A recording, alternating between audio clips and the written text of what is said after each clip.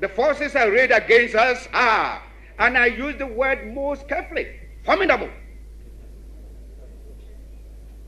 They are entrenched and powerful. They are, as I have taken some pains to explain, the forces of imperialism acting through their instruments, neocolonialism and colonialism, ably assisted by the agents of the Cold War. They operate in worldwide combinations at all levels: political, economic, military, cultural, educational, social, and trade.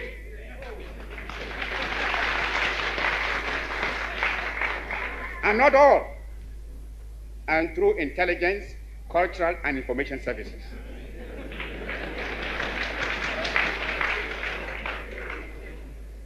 They operate from European and African centers, using agents who, I'm ashamed to say, are often unpatriotic sons of Africa, buying personal satisfactions with the betrayal of their country's safety and integrity.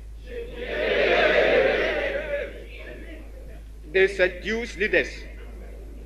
They seduce leaders of the African political, trade union, and people's organization, thus creating rifts and quarrels within the national front.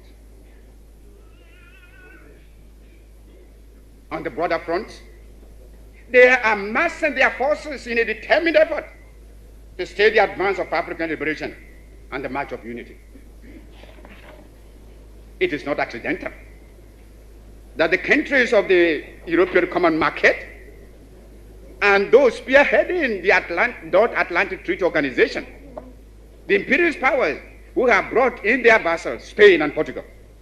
Portugal, in fact, since the wars of the Spanish succession, 1700 to 1714, being a protectorate of Britain, which has enjoyed special trading and unnecessary rights in both Portugal and in the Portuguese territories for over 200 years.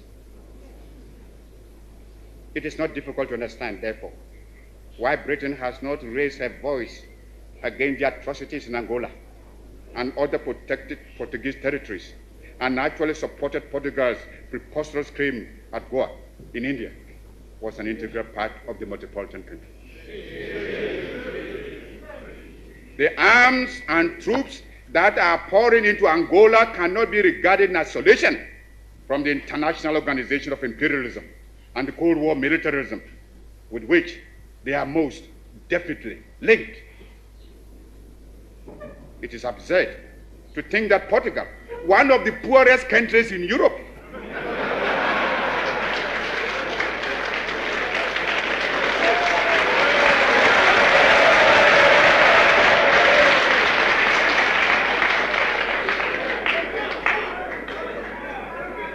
is a fact, could support so large an army, so well equipped, as that which is defending her colonial possession in Africa, without the active aid he must be receiving from the North Atlantic Treaty Organization. Nor can we look upon the way in which South Africa is busily building up an armed force equal to any held by the nations of Europe, without sensing the international implications that are obviously involved. She has, we hear, a secret military pact with Portugal, and the interlocking imperialist interests collected in the Congo and the Rhodesias, Angola and Mozambique, which are also linked with the great mining and financial interests operating in South Africa, create a chain of allies which seriously threatens both the fight for extending African emancipation from colonialism and independence of the new African states.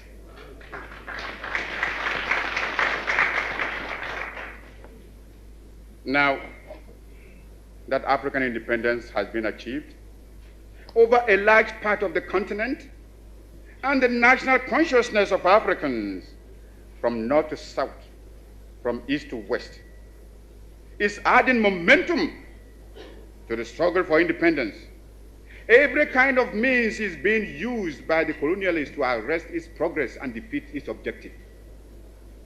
They are attempting many methods, some sinister, some beguiling, to wreck our efforts. They strike antipathetic postures On one side, they perform acts calculated to strike fear. On the other, they try to hoodwink us with fictitious gifts, which superficially pander to our hopes and aspirations. They are the president's attempts to deflect our purpose, to weaken our determination.